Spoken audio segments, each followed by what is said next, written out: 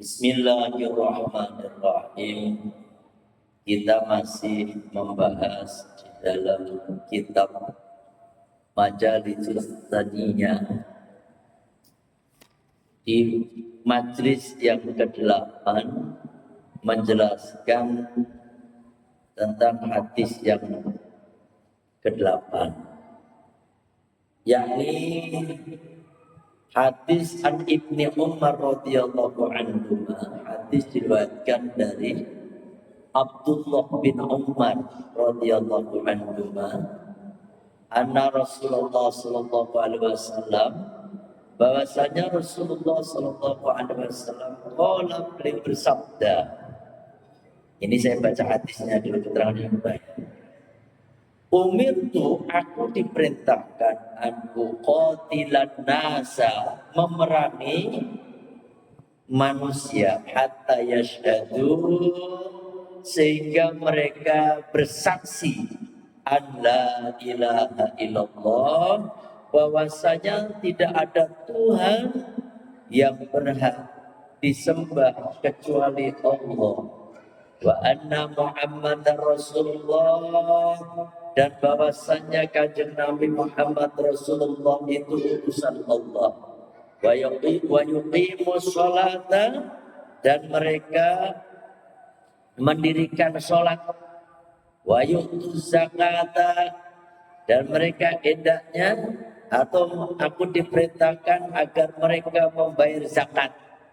Wa idza fa'alu, maka ketika mereka melakukan dalika yang tersebut, yakni bersyahadat, terus mendirikan sholat, membayar zakat, ketika mereka sudah melakukan itu semua, asamu, berarti mereka telah menjaga minni, dariku, dima'akum, darah mereka, wa amwalakum, dan harta mereka, illa bihaqqil Islam, kecuali dengan haknya Islam, wa hisabuhum, dan hisab mereka alallahi ta'ala, atas Allah ta'ala.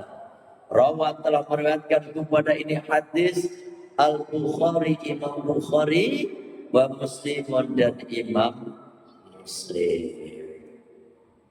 Kemarin penjelasannya, ya kan? Penjelasannya bahwasanya Rasulullah Shallallahu Alaihi Wasallam itu diperintahkan oleh Allah agar orang itu bersyahadat, yakni dengan mengucapkan asyhadu alla ilaha illallah wa asyhadu anna Muhammadar Rasulullah. Bukan hanya itu, kalau ada orang sudah bersyahadat dan masuk Islam pastinya, maka wa yuqimus sholata, maka mereka harus mendirikan sholat. Mendirikan sholat, Pak. Makanya ya di dalam kitab-kitab fikih itu, kalau orang mengaku Islam, kalau dia tidak menjalankan sholat, dalam kitab fikih ini, maka orang itu harus diperintahkan, ya, diperintah untuk sholat itu, diperintah sholat sampai dia sholat. Kalau misalnya nih dia meremehkan sholat, yang kemarin saya jelaskan gitu ya, mereka meremehkan sholat, artinya bahkan mereka misalnya menganggap bahwasanya sholat itu tidak wajib. Kalau dia sudah bersyahadat, hukumannya tidak lain dan tidak bukan, maka dia harus dibunuh. Dengan cara apa? Bidorbi unuqihi, dengan memenggal kepalanya. Ini dalam hukum Islam loh ya, hukum Islam loh. Ini bukan hukum di kita, di hukum Pancasila bukan. Nanti main penggal-penggal baik. Nanti sampai tinggal di PCS ada orang sholat, Mas, sampai nggak sholat, ngapain bisa sholat? Ya, sampai main penggal aja, sampai penjara ujung-ujungnya. Ini hukum Islam, Pak, hukum Islam. Yang kedua, Kalau dia itu malas, ya kan, misalnya, kenapa sampai nggak sholat mas? Saya malas nih, aduh malas, kagak dipenggal, tapi dia disuruh bertobat. Tobat, tobat, sampai udah ngaku Islam wajib sholat, tobat.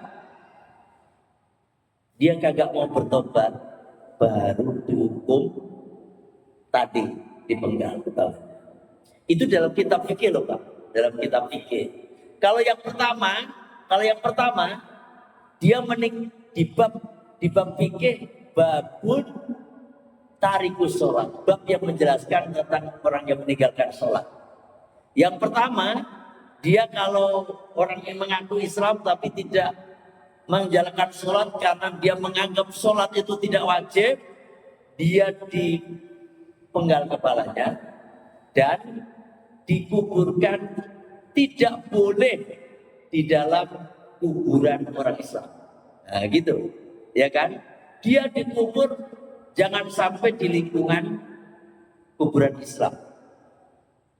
Yang kedua, kalau yang tadi, yang malas, dia disuruh bertobat kagak mau, dia dipenggal kepalanya, masih dikubur di dalam kuburan Islam. Ini menunjukkan gini Pak, tempat makam itu sangat pengaruh Pak. Makam itu sangat bermakna. Jangan sampai makam itu dicampur antara muslim dengan non muslim. Ya. Ini jangan dicampur. Ini saya lab loh. Ini saya saya masukin ke ini dalam saya bilang menyampaikan ini adalah khusus untuk orang Islam. Akidah saya begitu, jangan nyalahkan. Saya bukan bicara dengan orang banyak. Ini dengan sesama muslim aja. Akidah orang Islam, hukumnya begitu. Hukum negara yang pakai hukum Islam itu Arab Saudi, Malaysia, kayak gitu tuh ya. Itu begitu. Karena hukumnya hukum Islam. Nah, kenapa orang itu nggak boleh dikubur dicampur? Ini sama nanti di akhirat di alam barzah itu, ya. Di alam barzah itu kalau orang dikubur di dekat dengan orang yang kafir, itu dia merasakan hawanya, ya. Pernah saya ceritain di sini enggak ya? Yang seorang hafal Al-Quran itu di Yordania kalau nggak salah, ada seorang anak hafal Al-Quran meninggal Pak, dikubur, ya, dikubur. Ini saya hanya menjelaskan ini ya, dikubur beberapa hari itu anak mimpiin orang tuanya. Gimana dalam mimpinya anak ini? Ayah, tolong ayah, saya dipindahin ya, jangan di sini ya. Bapaknya kaget banget, ya kan? Sehari besoknya begitu, dimimpikan lagi. Ayah, tolong ayah, adik udah gak kuat. Tolong ayah, adik dipindahkan ke tempat yang lain, jangan di sini. Bangun lagi. Sampai ketiga kali, sampai berulang kali, akhirnya ini bapaknya langsung pergi ke raja. Yordan itu kan raja, ya kan? Raja lapor bahwasanya saya telah dimimpiin sama anak saya, bla bla bla begini, ya kan? Karena anak saya dikubur di tempat ini, ya. Singkat cerita diketuk Pak. Ini anak, kebetulan anak hafal Al-Quran yang umurnya kurang lebih 10-12 tahun lah, kurang lebih segitu. Yang saya baca itu kisah nyata. Ketika diketuk kembali, ini anak masih utuh. Itu udah berapa hari padahal. Kalau menurut orang biasa mah udah busuk, ini masih utuh, masih senyum, ya kan? dia dipindahkan ke tempat lain. Kenapa? Ini saya cerita seperti ini. Orang itu kalau dikubur di tempat yang dekat dengan orang yang banyak dosa, apalagi orang yang dikubur di dekat kuburan orang kafir, ya kan? Maka dia kena asarnya, hawanya itu kayak panas. Sebagaimana sampean itu kalau di dunia ini punya tetangga di sampean itu gak baik, ya gak baik. Kita pun gak nyaman, Pak, gak nyaman. Apalagi sampai punya tetangga suami istri berantem aja tiap hari, tater sampai pasti gak nyaman. Apalagi di alam kubur itu, Pak, tiap hari dia disiksa, maka sampai kedengaran siksaannya. Wallahu a'lam. Walaupun di alam kubur. Makanya kita itu datang ke alam kubur, itu orang itu benar yang kita datangi, ini benar-benar dia melihat kita, Pak. Melihat kita, dia begitu senangnya. Maka di dalam kitab Irsyadul Ibad, bab ada seorang ibu itu dimimpikan anaknya yang sudah meninggal. Kebetulan anaknya ini waktu masih hidup itu banyak maksiatnya, ya banyak dosanya lah, tapi Islam, ya kan. Suatu saat dalam mimpinya ibu tadi, ini dalam kitab Irsyadul Ibad, bisa dibuka. Karena kebetulan saya sama santri itu kalau baca subuh itu ngaji Irsyadul Ibad, ya. Baru kemarin dia anak itu ibu itu nanya, "Dong, piye kabarmu, Dong?" gitu. "Piye kabarmu, Dong? Ya Allah, Bu. Saya ini gini disiksa segala macam, ya Allah." Nah, sampai ibunya bangun. Gitu ceritanya, ya. Ibunya bangun. Ketika dia udah bangun, ibunya ini dia langsung galau dong, galau dan sebagainya. "Ya Allah, anakku gimana ini," gitu kan.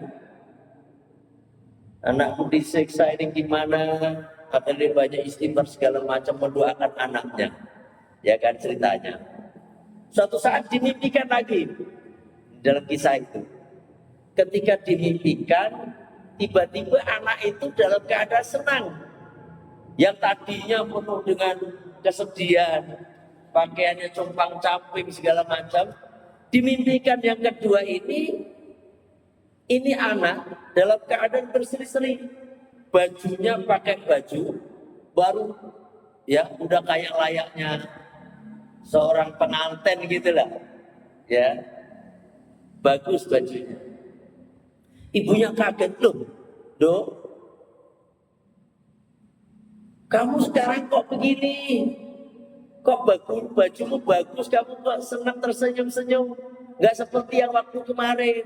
Apa jawab ibu? "Alhamdulillah, Bu, alhamdulillah. Beberapa hari ini ada orang, Bu, ya, dia setiap melewatin kuburan kami, kuburan, ya kan, maka dia itu selalu membaca sholawat, dan sholawat pahala bacaan sholawat tadi dihadiahkan untuk kami.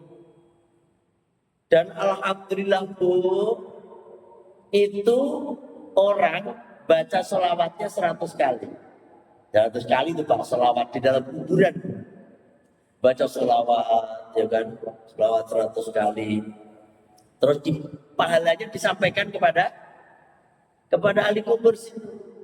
Ya Allah, sampaikanlah pahala bacaan sholawat hamba ya Allah kepada ahli kubur yang ada di sini.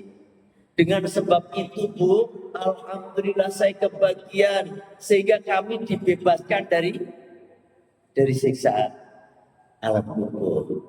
Ini artinya apa? Ziarah itu penting. Ya, ziarah itu penting. Bahkan pernah saya sampaikan dalam, kalau nggak salah waktu kita terawih ya, kultum itu sesenang-senangnya ahli kubur itu adalah ketika didatangi oleh orang yang paling dicintainya di saat di dunianya. Jadi ketika orang tua itu di alam kubur, ya kan, didatangi anak-anaknya, datang terus mereka membaca Yasin, membaca surat-surat Al-Qur'an, ayat-ayat Al-Qur'an, dan baca tahlil misalnya, terus pahalanya disampaikan kepada mereka, itu yang paling membahagiakan bagi ahli kubur daripada dunia dan seisinya. Makanya saya pesan kepada bapak-bapak semua, kalau memang orang tuanya sampean itu udah wafat, kalau bisa setiap Jumat paling tidak sampean datangin kuburnya Pak, bacakan minimal ya Yasin deh. Kalau Yasin agak panjang minimal tahlil deh. Itu pahalanya sampaikan kepada mereka. Dan itu betul-betul sangat bermanfaat. Kemarin saya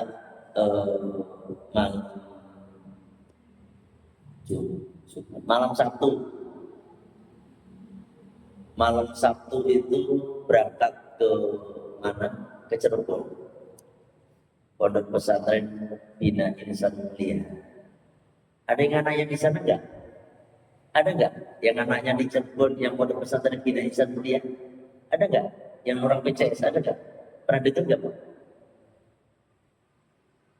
Pimpinannya adalah Bayari Imam Jazuli, ya, Masya Allah.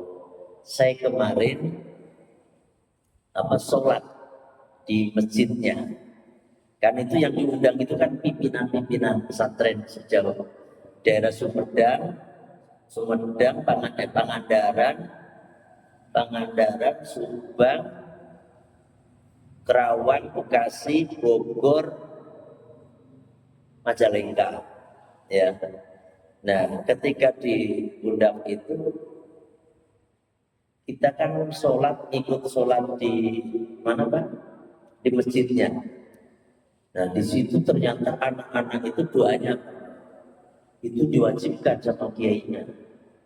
Doanya bareng-bareng mereka habis sholat, habis dikit, astagfirullahaladzim, alladzi la ilaha illa huwal hayyul qayyum wa atubu ilaih, astagfirullahaladzim. Mereka rata-rata hafal Al-Quran, anak-anak itu, astagfirullahaladzim, alladzi la ilaha illa huwal hayyul qayyum wa atubu ilaih.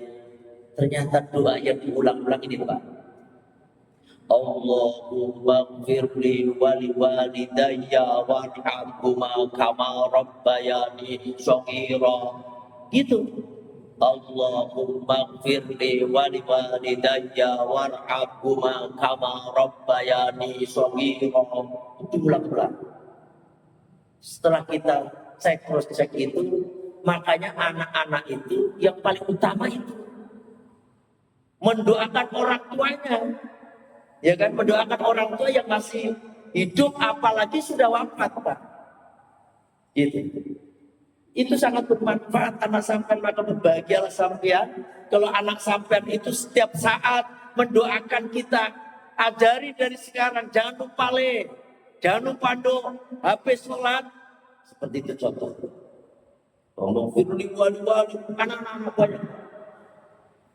Rabbana atina fid dunya hasanah wa fil akhirati hasanah wa qina adzabannar. Masya Allah, itu doa, ya, doa. Makanya sampean kalau dikubur, ya, dikubur di tempat harus kayak ada. Tapi ngomong-ngomong, kuburan PCS itu di mana? Pak, dicampur enggak itu?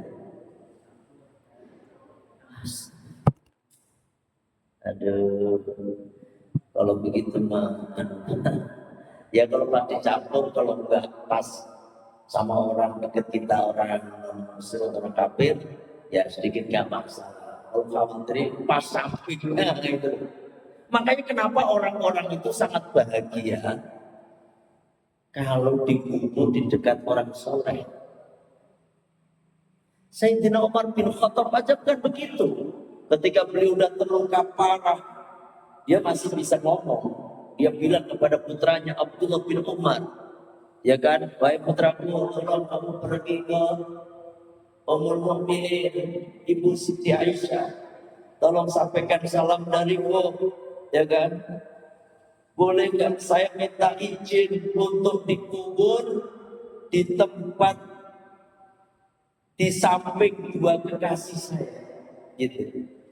Dua kekasih saya, yakni Rasulullah dengan Abu Bakar. Abu Bakar sama Sayyidina Umar kan dekat, ya kan. Saya pengen dikubur sama mereka. Akhirnya saya Abdullah bin Umar, Ibnu Umar itu datang kepada Ummul Mukminin, salam dari ayah anda ibu, ya, ibu kita semuanya Ummul Mukminin, ya kan.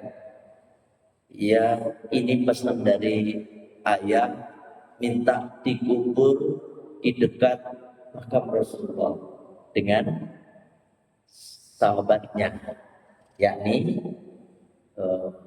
Abu Bakar. Apa kata Ibu Siti Aisyah? Kalau bukan Umar yang meminta, pasti akan aku tolak, gitu. Pasti akan aku tolak, karena aku juga pengen dikubur dekat dengan ayahku dan suamiku. Wow.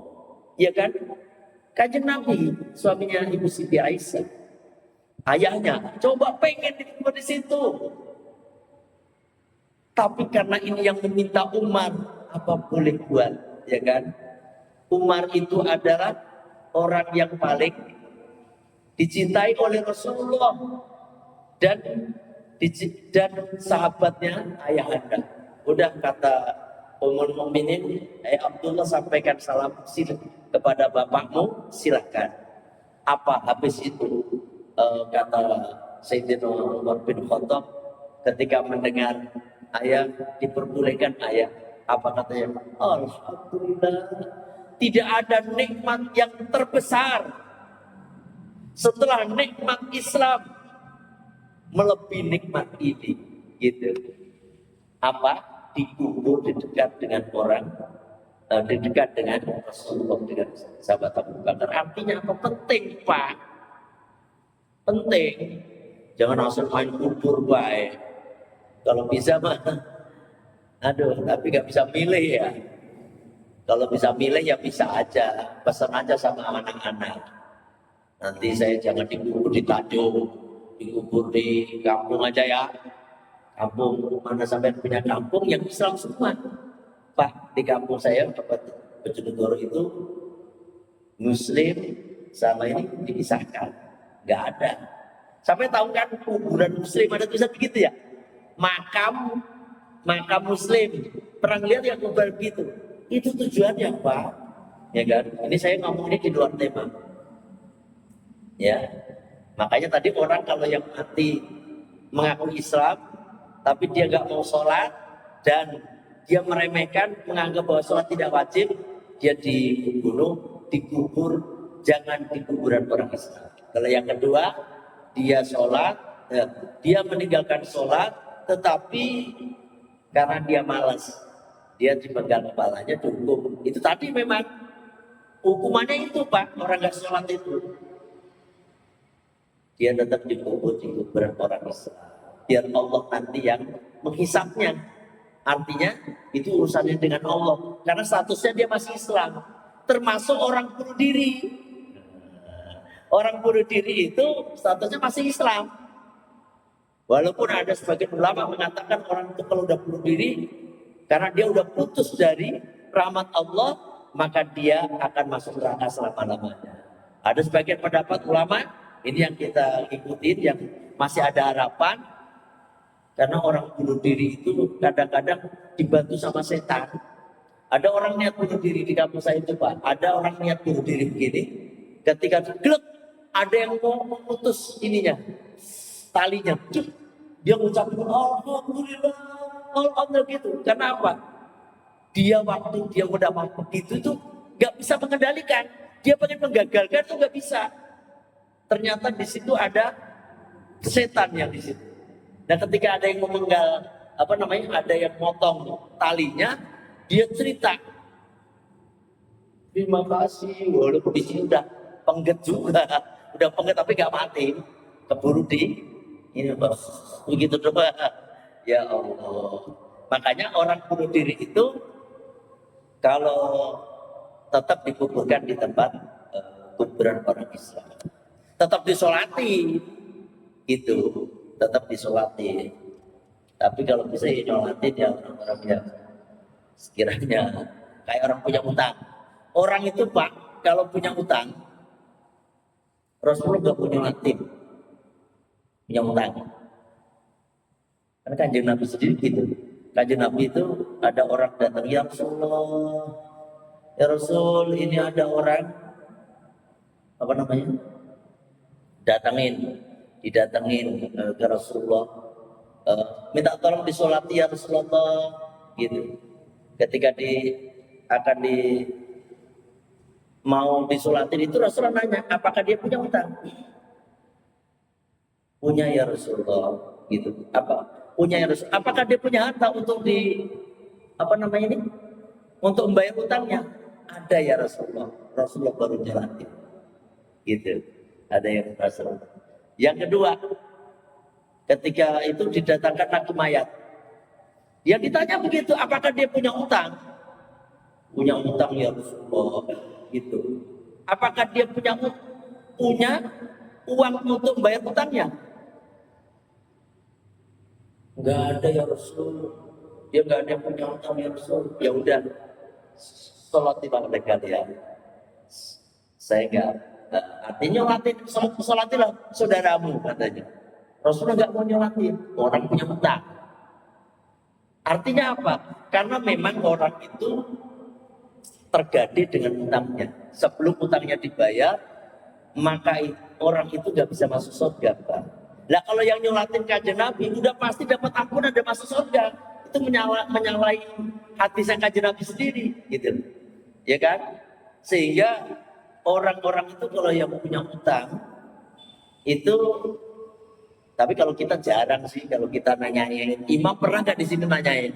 Apakah dia punya utang? Apakah dia udah bayar? Ada nggak kayak gitu?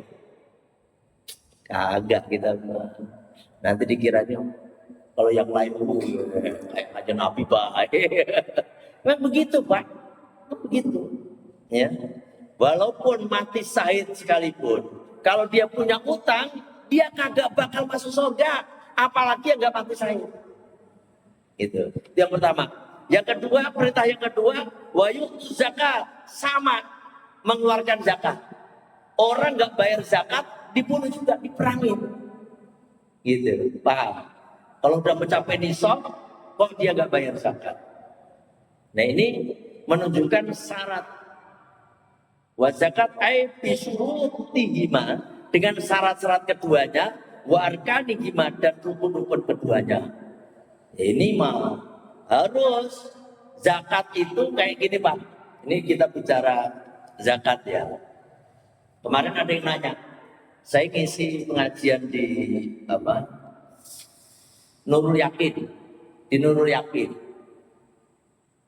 di Blok B, ibu-ibu semalam, bapak-bapak. Ada nanya, Pak Kiai, apakah ada, kan bab zakat kemarin saya itu, apakah penghasilan itu wajib dizakati, gitu kan? Saya jawab, kalau di dalam kitab-kitab fikih, kitab-kitab salaf, ya, Imam Hanafi, Maliki, Syafi'i, Muhammad bin Hambal, bahwasanya itu nggak ada, gitu, nggak ada dijelaskan. Karena yang wajib dizakati kalau dalam madzhab Syafi'i itu ada 5 doang, hewan ternak. Itu pun jenisnya dibatasi, onta, sapi, kambing, ya kan? Yang kedua, asman. Asman itu emas dan perak. Besi enggak, perunggu enggak, intan, berlian enggak wajib dizakati. Enggak. Itu. Yang ketiga, tanam-tanaman. Yang keempat, buah-buahan. Yang kelima, barang dagangan. Ya kan, barang dagangan. Nah, kemarin ada nanya, Pak, kalau orang gajian itu apakah wajib dizakati? Saya bilang kalau ulama salaf nggak wajib dizakati. Tapi kalau ulama kontemporer saat ini itu wajib. Kalau sudah mencapai nisab, perhitungannya gimana? Perhitungannya ikutin nisab emas, Pak. Nisab emas. Nisabnya emas itu 77,58 gram. Itu emas. 77,58 gram. Kalau emas taruhlah 1 juta, berarti 77.580.000 gitu. Saya bilang, gajinya Bapak berapa? Kalau UMR 5 juta, UMR 5 juta ya.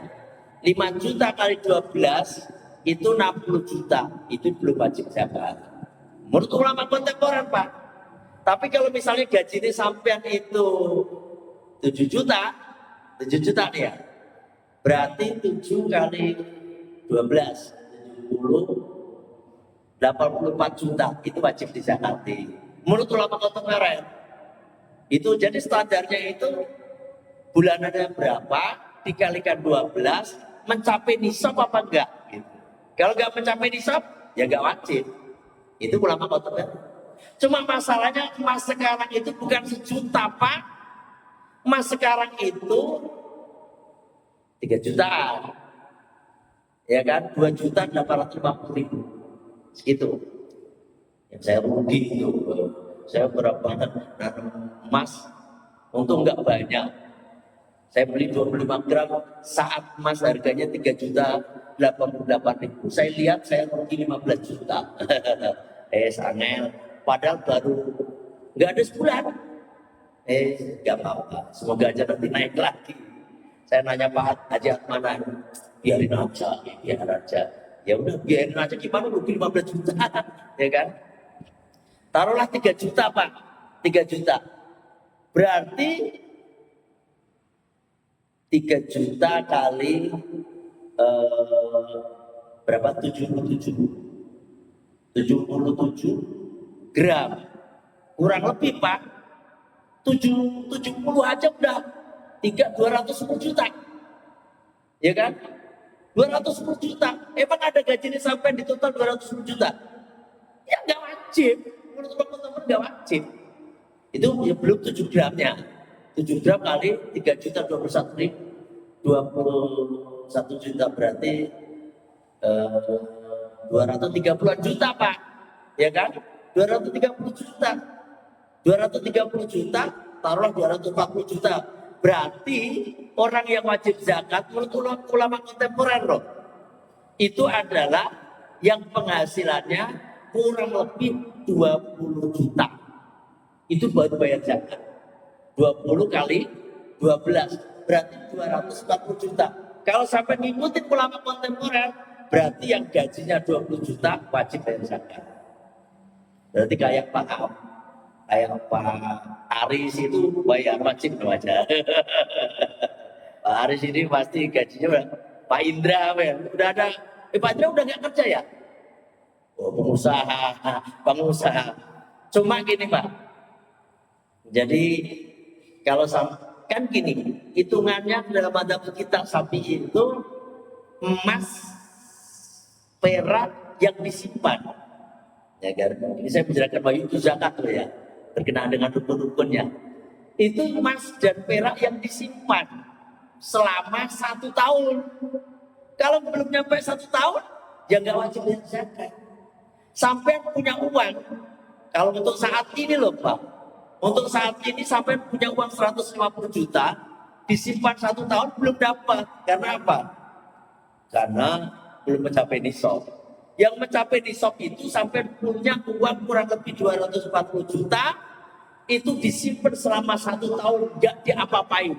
itu yang wajib bayar zakat, 2,5%-nya. Nah, ini harus paham. Ini dalam adab Syafi'i. Tapi walaupun nggak wajib, tetap biar berkah harta kita itu disedekahkan. Berapa? Ya 2,5%. Diniatin zakat gak apa-apa. Tapi kalau diniatin zakat, tapi harus dikasihkan kepada fakir miskin. Kalau sedekah, itu bebas ngasihnya. Ngasih ke orang tua boleh. Gitu. Dihitung zakat ya apa-apa. Itu zakat, itu sedekah. Ya kan? Kasihkan kepada orang tua atau orang yang sampai nafkahi, misalnya keluarga, adik sama ngikut sampean, ya kan? Itu kalau kita hitungan sedekah nggak apa-apa. Tapi kalau zakat nggak sah. Itu paham ya ini ya? 2,5% tadi loh, biar berkah Pak.